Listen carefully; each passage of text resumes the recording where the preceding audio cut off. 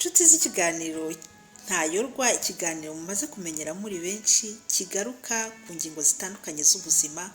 Ndabasuhuje, mbahaye ikaze mu kiganiro cy'uyu munsi, aho tuza kurebera hamwe indwara ya Parkinson. Ikaba ari indwara nayo yibasira abantu bakuze, ikaba ari indwara imwe mu ndwara bita les maladies dégénératives du cerveau, aho ubwonko bugenda bugaragaza intege nkeya, noneho mu mikorere yabwo ya buri munsi ugasanga hari ibyahindutse. Muri kino kiganiro rero ndakubwira ino ndwara ni iki, ibimenyetso byayo ni ibihe, ese ni bande bafite ibyago byo kurwara ino ndwara, noneho n'inama zigirwa abantu bafite kino kibazo. Wowe rero uyirwaje, nawe ushaka kumenya amakuru yayo, nawe ukunda by'umwihariko amakuru y'ubuzima, ndagusaba kubana natwe urebe kino kiganiro kugera kirangiye, kugira nyine gusobanukirwe n'iyo ndwara. Abatari bakora subscribe turabasabye muyikore, mukore like, mukore share, mukore na notification, kariya kazogera ka notification. Ibyo byose biduha imbaraga zo kubakorera ibindi biganiro, kuko tuba twabonye yuko mubyifuza, kandi tugendeye no ku bitekerezo mugenda muduha buri munsi. Indwara rero ya Parkinson ni iki? Ni indwara maladie dégénérative du cerveau, aho nyine ubwonko bugenda bugaragaza ubusaze, by'umwihariko agace kangizwa muri ino ndwara ni neurone dopaminergique. Urumvamo ijambo rya dopamine, ni umusemburo ukoreshwa cyane cyane mu bijyanye no kugenda. Aho umuntu agenda hakenerwa uno musemburo wa dopamine, ugira akamaro cyane, ariko nanone ukagira akamaro mu bijyanye n'imikoreshereze ya sanse z'umuntu zigera kuri 5. Tuvuge sanse yo kureba, sanse yo kumva, sanse yo guhumurirwa, sanse yo kuryoherwa, ndetse na sanse ya tushe, ariyo ituma umuntu yumva yuko hari ikintu kimukozeho, cyangwa se akumva ubukonje, cyangwa se akumva ubushyuhe, hari akantu kamujomba agakumva. Ibyo byose usanga uno musemburo wa dopamine ugira mu akamaro. Kugaragaza nanone amarangamutima, dopamine nayo irakoreshwa cyane, kuko usanga banayita ni dopamine, ni umusemburo w'ibyishimo, ni dopamine, kuko umuntu ayikenera kugira ngo yongere ibyishimo mu mubiri we, cyangwa se igihe agize ubwoba ugasanga dopamine irazamutse cyangwa se iramanutse, bitewe n'ibyo arimo kunyura umuntu. Iyo rero igenda igabanuka, ibyo byose nyine bihagirira ikibazo, ugasanga umuntu, tuvuge nka tushe, igenze nabi, cyangwa se kugenda bigenda nabi, cyangwa se kugaragaza ibyishimo bikivanga. Ugasanga nk'umuntu urwaye indwara ya Parkinson, niba yishimye ararize, kuko atakimenya kujera cyangwa gucunga amarangamutima ye, kuko wa musemburo nyine wagiye ugabanuka. Wigaragaza ute rero? Ibimenyetso byayo ni ibihe muri rusange? Reka ibimenyetso by'ino ndwara tubishyire mu bigero bibiri. Hari urwego umuntu agenda harimo nyine muvuma, harimo kuyegayega, niba ariko nabyita. Ikimenyetso cya mbere ni uko umuntu agenda gahoro bigeranyije n'ukuntu yari asanzwe agenda. Ashobora no gutitira, uyu muntu icyo agiye gukora cyose agatitira, cyangwa mu kugenda ugasanga arimo gutitira. Noneho n'igihe ari mu kuruhuka cyangwa se aryame, ugasanga hari ibice bimwe na bimwe by'umubiri we birimo gutitira, birimo kwizunguza, kandi atari ubikoresha. Ubundi buryo ubwonko nibwo butegeka ibice byose by'umubiri niba ari ukugenda ubwonko bukavuga bati genda, ikirenge nacyo kigatambuka. Ariko iyo umuntu afite kino kibazo cya dopamine n'ikibazo cya Parkinson, ashobora kuba aryamye ugasanga amaguru arimo arabuja ukuntu cyangwa se ukuboko, cyangwa se yicaye ari mu kuruhuka cyangwa se aganira n'abandi ukabona ukuboko aho yagushyize kurimo kurizunguza. Ashobora kugira nanone ikintu cya rigidite ugasanga mu ngingo ze, ubundi ingingo nizo zituma duhina, nizo zituma ari mu mavi, ari hano mu nkokora, cyangwa se mu kwaha, gutuma hari ahantu tubasha guhina, tubasha gukora muvuma runaka. Umuntu rero ufite ino ndwara ya Parkinson cyangwa igabanuka ry'uriya musemburo, nuko ashobora kuba rigide, ugasanga hari ibice by'umubiri we bimwe na bimwe bitagikora uko bisanzwe, ndetse ingingo ntizishobora kwihina. Ikindi kimenyetso ni uko uno muntu mu migendere ye ku buryo busanzwe iba igaragazamo ikibazo, ukabona ntabwo akigenda neza, mu gutambuka aragenda nka robo, cyangwa se nyine ntabwo agenda, kandi nta stability afite, ugasanga nta equilibre afite. Ayo magambo ndimo ndayakoresha ni ururimi rw'igifaransa, ariko munyihanganire n'ubundi mu kinyarwanda akunda gukoresha, ndakeka uyasobanuriwe. Ni ukuvuga iyo ahagaze ntabwo aba ahamye, ugasanga ashobora kugwa ku buryo bworoshye. Ikindi ni uko uyu muntu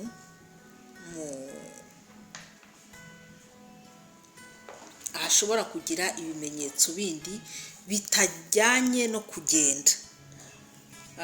Ikintu cya mbere ni uko nyine aba atagifite kontrole y'imitsi ye, noneho n'igihe yaruhuka ugasanga ntabwo akibasha gukoresha imitsi ye.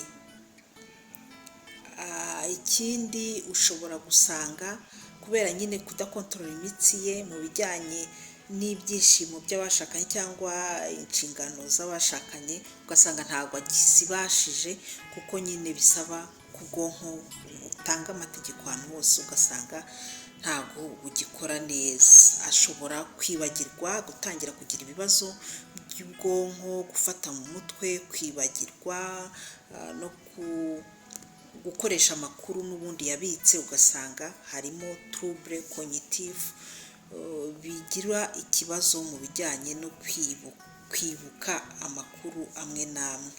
Agira ikibazo cy'imikoreshereze y'amara, akaba yagira constipation, kuko amara aba atakoze akazi kayo neza.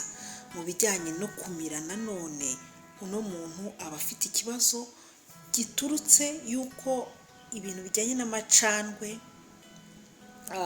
uyu muntu ashobora kugira inkondo, ubundi ashobora kugira inkonda, noneho gukoresha amacandwe nayo, gukoresha amacandwe n'inkondo ugasanga ni ikibazo muri gestion y'ibyo ngibyo byose.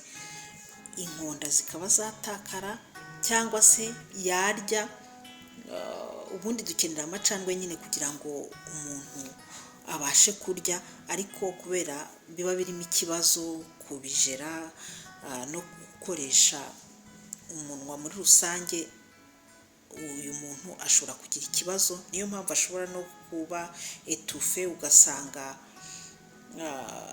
ibyo yariye ntabwo abasha kubikanjakanja ngo abimire neza. Uyu muntu aba akeneye ubufasha bw'abandi bamuri iruhande kugira ngo bamufashe ntagire ikibazo cy'uko ibi biryo bimuniga. Ashobora kumva afite umunaniro muri rusange, aba akeneye kuruhuka. Ikindi nanone ni uko uyu muntu agira ikibazo cyo gusinzira, ugasanga ntabwo agisinzira neza, kandi kubera ibyo byose biba bimubayeho atangira kugira ibibazo bya depression iturutse nyine ku buzima arimo kunyuramo muri rusange. Ibyo rero ni ibibazo byibasira uno muntu urwaye indwara ya depression. Ese biterwa n'iki? Ibyo bibazo byose biterwa n'iki? Icya mbere kibitera ni uko uyu muntu aba ashaje. Burya uko umuntu agenda akura niko inyama zimwe nyinshi z'umubiri we, ibice bimwe na bimwe by'umubiri we bigenda bigaragaza ubusaze. Niyo mpamvu rero n'ino ndwara ya Parkinson nayo ishobora kwibasira ubwonko bw'umuntu ugasanga ntabwo bugikora neza.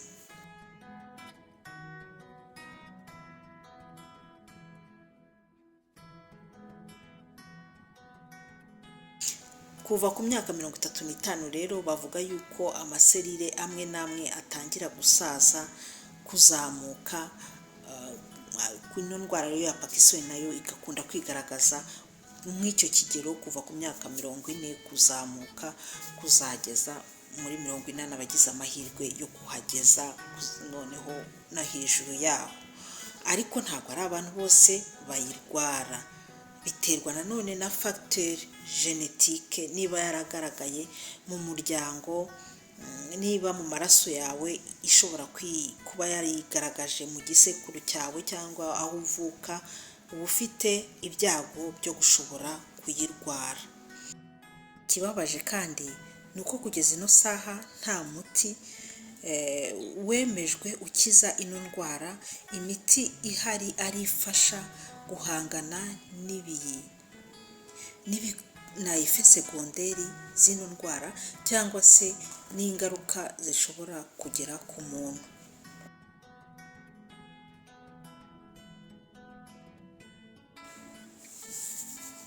Indi mpamvu rero ni environnement, ahantu dutuye, ibidukikije dutuyemo, dukoreramo, tubamo, nabyo bishobora kuba intandaro yo kurwara ino ndwara bitewe nyine n'uko byanduye cyangwa birimo uburozi bushobora kutugiraho ingaruka. Nk'urugero, ikoreshwa rya pesticide ni iriya miti iterwa ibihingwa abahinzi borozi bakoresha cyangwa bakoresha mu matungo yabo kugira ngo barwanye uburondwe n'ubusimba bwangiza ibihingwa byabo cyangwa se amatungo. Usanga iyo bitujuje ubuziranenge bishobora gukururira umuntu indwara nyinshi. Niyo mpamvu amahanga aterana akamagana ziriya za pesticide zitujuje ubuziranenge, zangiza ubuzima bw'umuntu n'umwuka duhumeka. Twakubwira kandi ni uko mu bushakashatsi bwagiye bukorwa kuri ino ndwara ya Parkinson, umubare munini w'abayirwaye ari uw'abagabo kurusha abagore.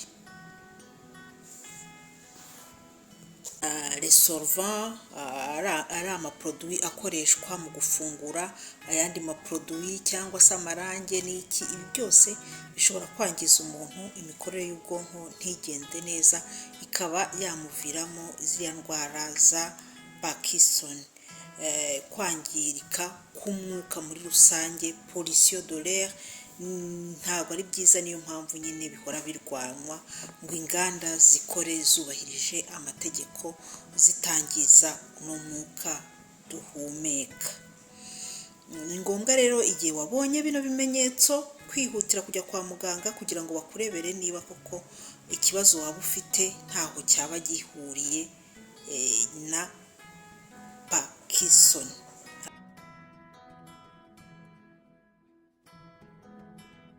Igihe rero umaze kwibonaho ibyo bimenyetso, uba usabwa kwihutira kujya kwa muganga bakakurebera ikibazo waba ufite, kuko hari n'izindi ndwara bihuje ibimenyetso. Noneho muganga akaba ari we wakwemeza yuko ufite iyo ndwara ya Parkinson. Hari igihe bagukorera IRM mu mutwe bakareba ikibazo waba ufite, noneho ukaba wabagwa, cyangwa se bakaguha n'imiti yagufasha guhangana n'ingaruka nyine ziba zaturutse ku iyo ndwara ya Parkinson. Iyo miti baguha iba ikize kuri dopamine nyine, kuko ikibazo gituruka kuri ino ndwara nuko dopamine nyine igenda igabanuka mu bwonko. Iyo miti nyine igufasha kongera dopamine ziba zagiye zigabanuka cyangwa zigashira burundu. Ikindi bashobora kugukorera, wibuke yuko mu bimenyetso harimo ibijyanye no kugenda, umuntu akabura equilibre, akabura stabilité, yagenda akagwa, yahagarara akagwa. Uyu muntu aba akeneye rééducation physique. Hari exercice rero babihuguriwe bashobora kumukoresha cyangwa bakamwigisha kwikorera ku buryo bamufasha mu bijyanye n'ubuzima bwe bwa buri munsi, akabasha gukoresha intoki mu gihe yatakaje kuzikoresha, cyangwa se za sanse ze zikaba zabasha kugaruka. Uyu muntu ashobora rwose kugira ikibazo kuri sanse ze, cyane cyane ibijyanye n'amaso. Akenshi barahuma cyangwa bakareba ubona imboni zabo zarangiritse rwose. Noneho rero ikindi nanone ni ibijyanye na orthophonique. Wibuke no ku bijyanye no mu bimenyetso twavuze harimo ibijyanye no kumva. Umuntu ashobora kubura ubushobozi bwo kumva, baramufasha rero, bashobora kumurangira aho bakora abamufasha muri kino kibazo kijyanye no kumva, cyangwa se izindi sanse ziba zangiritse, cyane cyane sanse za tushe. Hari abantu bakora kano kazi bagafasha umuntu kongera kubyutsa ibyabaga byarasinziriye mu mubiri w'umuntu. Inama rero umuntu agirwa muri rusange nizo dukunda kugarukaho. Umuntu aba agomba kugira discipline na hygiene de vie nziza, yibanda kuri ya mirire myiza imwubaka, yubaka umubiri w'umuntu, imukingira kandi imuha imbaraga. Akirinda amasukari, akirinda umunyu, akirinda bya bindi biza kumwangiza birimo ibiyobyabwenge n'inzoga zikungahaye ku masukari aza kwangiza umuntu. Uyu muntu nanone aba agirwa inama yo kwita ku mirire ye. Imirire ye tukaba tuza kuyikoreramo ikiganiro cyihariye ku buryo washaka kureba ibijyanye n'imirire mu rwego rwo kurwanya ino ndwara ya Parkinson yibandaho. Ariko cyane cyane uba usanga ashobora kwibanda kuri za curcuma, imbuto bita melon zishobora kumufasha, akarya avoka, akarya imineke, akarya amashu, teveri se akayinywa, akarya ibihaza, citrouille. Ibi byose bishobora gufasha umuntu ufite kino kibazo. Ndetse na za graine bita sesame, tuzi neza yuko n'ubundi basa twavuga yuko sesame zituma abantu bamenya ubwenge cyangwa se ubwonko bukora neza. Urumva rero ko zishobora kubafasha mu mibereho no guhangana n'ingaruka za kino kibazo cya Parkinson. Activité physique cyangwa se siporo muri rusange nayo ni ingenzi ku bantu bafite kino kibazo cya Parkinson. Birumvikana ntago bakora, aba barwayi ntago bakora za siporo zikomeye zibasaba imbaraga nyinshi nk'iz'abantu basanzwe bakora, ngo birukanke, ngo bajye mu masare de siporo bakoresha imbaraga, baterura ibintu biremereye cyane. Oya, bakora za siporo zijyanye n'ubushobozi bwabo, zijyanye n'imbaraga zabo, ariko bigira akamaro cyane mu guhagarika no kurwanya effets secondaires zino ndwara. Noneho rero ni na ngombwa kwita ku mirire y'aba bantu. Ibyo tukaza kubigarukaho mu kiganiro cyihariye cyakorewe indwara ya Parkinson mu bijyanye n'imirire yabo. Turabashimira rero mwese mwabashije kudukurikira, tubahaye ikaze, mukomeze kudukurikira, mukore subscribe, like na share, kandi muduhe n'ibitekerezo by'ibyo dushobora kubaganirizaho. Twizere ko twabafashije gusobanukirwa n'iyindi ndwara. Niba hari n'iyindi wifuza kumenya wayishyira muri comment, bityo tukazayikoreraho ubushakashatsi tukayikugezaho ugasobanukirwa. Ngewe uwaguteguriye kino kiganiro nitwa Celine Uwera, urubuga ni Ntayorwa. Tubifurije ubuzima bwiza, ubuzima buzira umuze. Murakoze cyane.